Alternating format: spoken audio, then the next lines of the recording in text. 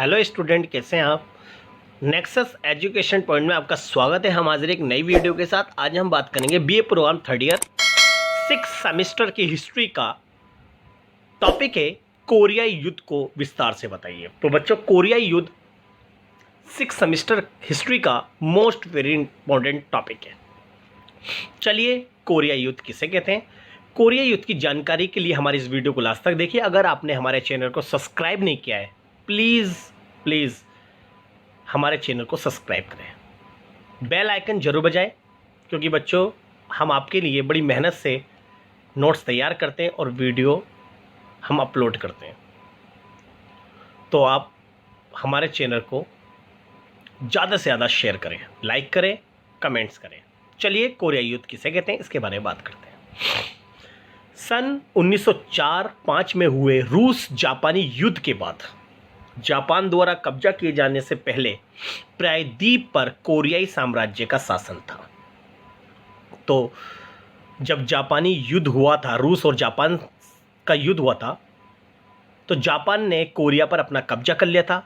परंतु इस कोरिया यानी जापान के कब्जे से पहले कोरिया में कोरियाई साम्राज्य का शासन था, यानी कोरिया से इन्होंने छीन लिया। सन 1945 में द्वितीय विश्व युद्ध की समाप्ति के बाद ये सोवियत संघ और अमेरिका के कब्जे में चला गया। जब द्वितीय विश्व युद्ध समाप्त हुआ तो कोरिया ने जब आत्मसमर्पण कर दिया तो कोरिया के दो हिस्से कर दिए गए, एक उत्तरी कोरिया और एक दक्षिणी कोरिया। उत्तरी कोरिया तो सोवियत संघ की साम्यवादी सरकार के पास चला गया, जबकि दक्षिणी कोरिया जो था वो अमेरिकी पूंजीवादी शासन के अधीन चला गया। संयुक्त कोरिया को बनाए रखने के लिए महाचुनाव कराए गए, परंतु इसी बीच, क्योंकि यहाँ पर जब बांटा गया था ना, जब कोरिया ने जब आत्मसमर्पण कर दिया था, दो हिस्से तो कर दिए थे, लेकिन उससे पहले वहाँ चुनाव कराए गए थे। कहाँ पर? कोरिया में। लेकिन एक कोरिया का एक बड़ा तबका साम्यवाद के यानी पूंजीवाद के खिलाफ चला गया। तो यहाँ पर साम्यवाद और पूंजीवाद की एक खाई खिंच गई, क्योंकि वहाँ की सारी कोरिया की जितनी भी समझ जनता थी, कुछ ने पूंजीवाद के ऊपर और कुछ ने गैर पूंजीवाद यानी साम्यवाद के फेवर में वोट करे थे। ठीक है ना, यहाँ पर दोनों बढ़ गए। इस प्रकार कोरिया, उत्तरी कोरिया में साम्यवादी सोवियत संघ तथा दक्षिणी कोरिया में पूंजीवादी संयुक्त राज्य अमेरिका का शासन स्थापित हो गया। सन 1950 में उत्तरी कोरिया की सरकार ने संपूर्ण देश पर कब्जा कर लिया। उत्तरी कोरिया की सरकार ने 1950 में संपूर्ण दक्षिण कोरिया पर अपना कब्जा स्थापित करने के लिए उन्होंने दक्षिणी कोरिया पर यानी उत्तरी कोरिया ने दक्षिणी कोरिया पर आक्रमण कर दिया। ये अभी तक अस्पष्ट है कि ये सब उन्होंने अपने आप किया था। इसके पीछे जोसेफ स्टालिन का दिमाग था, यानी वहाँ के जो साम्यवादी शासक थे ना, उनका दिमाग था कि भाई उत्तरी कोरिया दक्षिणी कोरिया पर आक्रमण करके तुम अपनी कोरिया का एकीकरण कर दो। लेकिन दक्षिणी कोरिया के पीछे तो अमेरिका खड़ा था ना, पूंजीवादी देश, तो वो कैसे होने देता। जैसे ही उत्तरी कोरिया ने दक्षिणी कोरिया पर जब आक्रमण करा तो दक्षिणी कोरिया का साथ देने अमेरिका उतर गया। आगे देखते हैं। अमेरिकी राष्ट्रपति तुमेन ने बहुत तेजी से कार्रवाई करते हुए जापान के तटों पर सैनिक व युद्धपोत उतार दिए। अमेरिका ने यूएनओ से इस आक्रमण की निंदा करने को कहा। वैसे तो सोवियत संघ के पास वीटो शक्ति प्राप्त थी, परंतु चीन द्वारा समर्थन न दिए जाने के विरोध में वॉकआउट कर दिया गया, यानी वहाँ पर कोई भी निर्णय पास नहीं किया गया। अब बात करते हैं कोरिया युद्ध के कारण। अब कोरिया युद्ध का पहला था विभिन्न राजनीतिक विचारधाराएं। द्वितीय विश्व युद्ध के पश्चात कोरिया ने आत्मसमर्पण कर दिया। इस पर संयुक्त राज्य अमेरिका और सोवियत संघ का अधिकार स्थापित हो गया, और इन दोनों महाशक्तियों की विचारधारा भी अलग अलग थी। सोवियत संघ ने साम्यवाद को अपनी राजनीतिक प्रणाली के रूप में घोषित किया, यानी उत्तरी कोरिया में, जबकि संयुक्त राज्य अमेरिका ने पूंजीवाद का समर्थन किया। उत्तरी कोरिया में शासन करने के लिए चुने गए नेता किम इल सुंग थे, जो कोरियाई लेबर पार्टी के संस्थापक थे। यानी किम इल सुंग जो थे, ये इन्होंने कोरिया के अंदर लेबर पार्टी की स्थापना की थी, जो सोवियत समाजवाद और उत्तरी कोरिया राष्ट्रवाद को जोड़ते थे, यानी इनको समर्थन करते थे। यानी किम इल जुन जो थे वो उत्तरी कोरिया के सोवियत समाजवाद के समर्थक थे। दूसरी ओर दक्षिणी कोरिया के नेता सिग्मंड री थे, जो दृढ़ता से सब कम्युनिस्टों के विरोधी थे, यानी ये पूंजीवाद का समर्थक थे और ये पूंजीवादी शासन के समर्थक थे। इस कारण दोनों विचारधारा अलग अलग होने के कारण शीत युद्ध तेजी से चल रहा था और जिससे कोरिया युद्ध को बढ़ावा मिला। इस कोरिया युद्ध ने भी शीत युद्ध को तेजी से आगे बढ़ाया।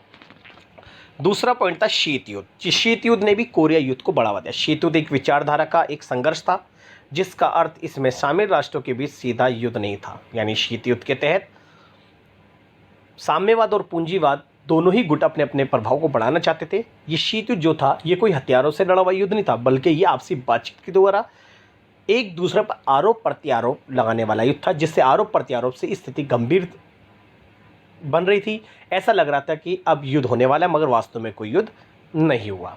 द्वितीय विश्व युद्ध के अंत के बाद भू राजनीतिक तनाव की स्थिति थी। पश्चिमी ब्लॉक और पूर्वी ब्लॉक शीत युद्ध सप्ताह तात्पर्य इस तथ्य से है कि संघर्ष में प्रमुख देशों के बीच कोई बड़े पैमाने पर संघर्ष न होना, बल्कि स्थिति को गंभीर कर देना ताकि युद्ध होने वाला है। तो इसे हमने शीत युद्ध की संज्ञा दी। इस शीत युद्ध की संज्ञा की वजह यानी शीत युद्ध के कारण कोरियाई युद्ध को बढ़ावा मिला। इसके बजाय क्षेत्रीय युद्धों की एक श्रृंखला जिसे सहायक युद्ध और प्रॉक्सी युद्धों के रूप में जाना जाता है। विकसित वे युद्ध हैं जिसमें परस्पर विरोधी संघर्ष करने के बजाय परस्पर विरोधी शक्तियां दूसरे देशों का उपयोग तीसरे पक्ष के रूप में करती है। इस अर्थ में कोरिया युद्ध ने शीत युद्ध को बढ़ाने में अपनी महत्वपूर्ण भूमिका निभाई। वास्तवतः शीत युद्ध के कारण कोरिया युद्ध को बढ़ावा मिला।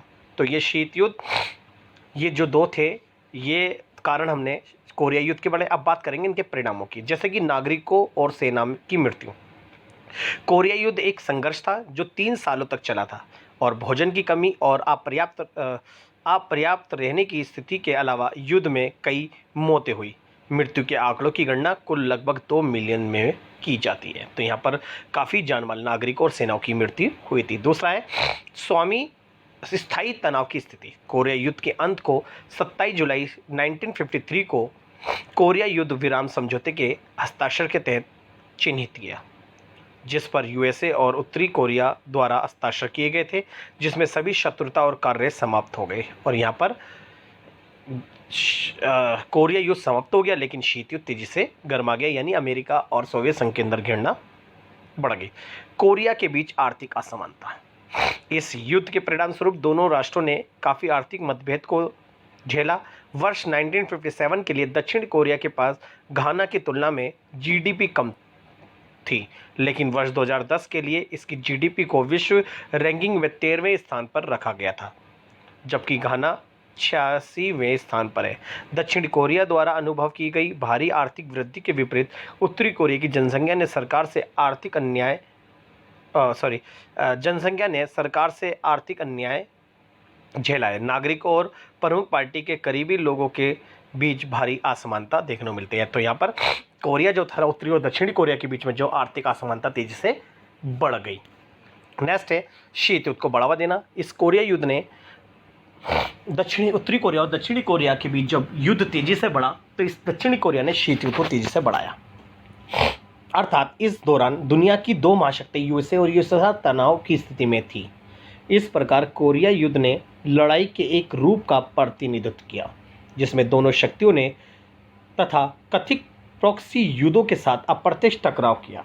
यानी उत्तरी कोरिया दक्षिणी कोरिया ने जब आक्रमण कर दिया उत्तरी कोरिया ने दक्षिण कोरिया पर 1950 में, तो उत्तरी कोरिया का साथ देने साम्यवादी देश यूएसएसआर आया, जबकि दक्षिणी कोरिया का साथ देने पूंजीवादी देश अमेरिका आया।